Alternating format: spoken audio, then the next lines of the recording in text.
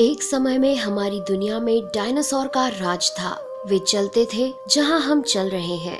इसी हवा में सांसें ली, इसी धरती पर लड़ाइयां लड़ी। इन दैत्याकार बड़े विचित्र डायनासोर ने करीब 14 करोड़ सालों तक इस धरती पर राज किया। इन डायनासोर की कई हजार प्रजातियां थी। इनमें से कुछ शाकाहारी थे, कुछ मांसाहारी, तो कुछ डायनासोर बहुत ही शांत स्वभाव के थे। वहीं कुछ डायनासोर बहुत ही हिंसक और खतरनाक थे। ये उस समय के सबसे सफल जीव थे। लेकिन फिर अचानक ऐसा क्या हुआ? आखिर वह कौन सी घटना थी जिसने इनका नामो निशान ही मिटा दिया? इसे जानने के लिए हमें करोड़ों साल पीछे जाना होगा और डायनासोर्स के उस अंतिम दिन को करीब से देखना होगा। तो आइए चलते हैं आज से 65 मिलियन साल यानी कि 6 करोड़ 50 लाख साल पीछे। आज से करीब 6.5 करोड़ साल पहले धरती पर मौसम सामान्य था। चारों ओर सूरज की रोशनी बिखरी हुई थी। लंबे लंबे पेड़ों से टकराती समुद्र की ठंडी हवाएं और चारों तरफ डायनासोर के चिल्लाने चिंघाड़ने की आवाजें। जब ये सारी डायनासोर प्रजाति बड़े ही आराम से धरती पर अपना जीवन बिता रही थी, तब 10 करोड़ साल पहले ही इनकी किस्मत लिखी जा चुकी थी। 10 करोड़ साल पहले एक छोटा एस्ट्रॉइड का टुकड़ा जो सुदूर अंतरिक्ष से आ रहा था, वह पृथ्वी से लगभग 20 करोड़ मील दूर मंगल और बृहस्पति के बीच बने क्षुद्र ग्रह बेल्ट में घूम रहे एक बड़े एस्ट्रॉइड से जा टकराता है। इस टकराव से उस बड़े एस्ट्रॉइड की दिशा बदल जाती है और वह क्षुद्र ग्रह बेल्ट से निकलकर सीधे पृथ्वी की ओर 22,000 मील प्रति घंटे की रफ्तार से बढ़ने लगता है। जब यह एस्ट्रॉइड पृथ्वी से 3,84,000 किलोमीटर की दूरी पर था, तब धरती से शायद डायनासोर का अंत ना होता यदि यह एस्ट्रॉइड पृथ्वी के उपग्रह चांद से टकराता। लेकिन नियति को कुछ और ही मंजूर था, इसलिए ये बड़ा एस्ट्रॉइड चांद के बहुत नजदीक से गुजर गया।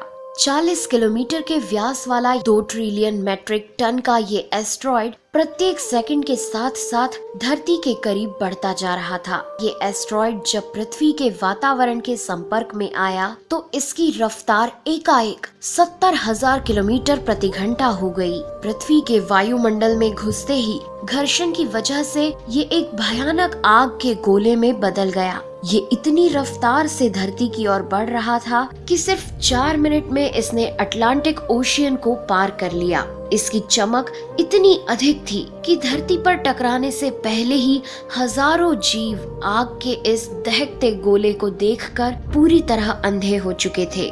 ये जीव उस उल्का को देख नहीं पा रहे थे, लेकिन वह उसकी भयानक गर्मी को महसूस कर रहे थे। कुछ ही क्षण में ये एस्ट्रॉइड मेक्सिको की खाड़ी के पास जमीन से टकराता है और लगभग 35,000 डिग्री सेल्सियस की ऊर्जा वाला एक भयंकर विस्फोट होता है। इस टकराव का विस्फोट लगभग 10 हाइड्रोजन बम के विस्फोट के बराबर था। ये विस्फोट इतना शक्तिशाली था कि इसके टकराते ही धरती की लाखों टन धातु अंतरिक्ष में चली गई। टकराव वाली जगह पर 180 किलोमीटर चौड़ा और 20 किलोमीटर गहरा गड्ढा बन गया। विस्फोट के कारण इस गड्ढे का सारा मेटल और पत्थर आसमान में धूल के बड़े बादल में बदल गए। 16 मिनट 40 सेकंड बाद जमीनी टकराव की वजह से धरती के अंदर चारों ओर 11.1 तीव्रता की भूकंपीय तरंगे उठने लगी। इस वजह से समुद्र में विशालकाय लहरों का निर्माण हुआ और एक के बाद एक सुनामी की लहरें चारों तरफ बढ़ने लगी। भूकंपीय तरंगों ने सभी सक्रिय ज्वालामुखियों को दहका दिया, जिसके कारण जगह जगह डायनासोर का विनाश शुरू हो गया। धरती के महाविनाश की प्रक्रिया आरंभ हो चुकी थी। इस भयानक विस्फोट में रेडिएशन की मात्रा इतनी बढ़ गई कि इसके 800 किलोमीटर के दायरे में आने वाले सभी जीव जलकर पूरी तरह राख के ढेर में बदल गए थे। इस महाविनाश में उड़ने वाले डायनासोर इन जमीनी खतरों से तो बच निकले, लेकिन ये तो महाप्रलय की बस शुरुआत मात्र थी। विस्फोट की वजह से जो लाखों टन मेटल, पत्थर और धूल अंतरिक्ष में गया था, वह ग्रेविटेशनल पुल के कारण ठीक 40 मिनट बाद आग के गोले के रूप में पूरी धरती पर बरसने लगे। साथ ही धूल का एक बहुत बड़ा तूफान 6000 किलोमीटर प्रति घंटे की रफ्तार से पृथ्वी के दूसरी तरफ मौत लेकर आ रहा था। ये धूल के बादल कई किलोमीटर मोटे थे, जिसकी वजह से धरती पर सूरज की रोशनी का पहुंच पाना असंभव हो गया। गर्म हवाओं का तापमान 100 डिग्री सेल्सियस से ज्यादा हो जाने के कारण धरती पर पेड़ पौधों की लगभग सारी आबादी जलकर खाक हो गई थी। विस्फोट के 90 मिनट बाद धरती का तापमान 200 डिग्री सेल्सियस तक बढ़ गया। इसकी वजह से जो डायनासोर विस्फोट के इलाके से कोसों मील दूर थे, वे भी इस गर्मी से बच नहीं पाए।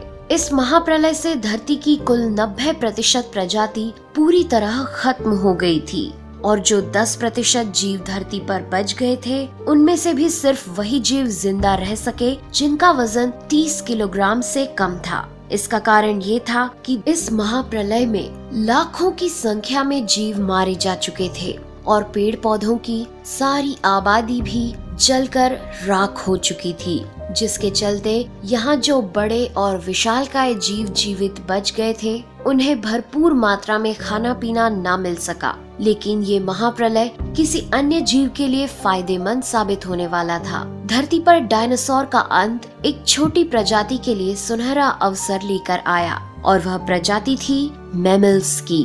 मैमल्स क्या थे, कैसे बच गए महाप्रलय से, डायनासोर के अंत के बाद इंसान कैसे और कहां से आए, ये जानेंगे हम अगले एपिसोड में। यदि आप चाहते हैं कि हम अगला वीडियो जल्द से जल्द बनाएं, तो इस वीडियो पर 2000 लाइक्स जरूर दीजिए और हमारे चैनल को सब्सक्राइब कर हमारा सपोर्ट जरूर करिए। यदि आप नए हैं तो इस चैनल पर हमारे बाकी वीडियो भी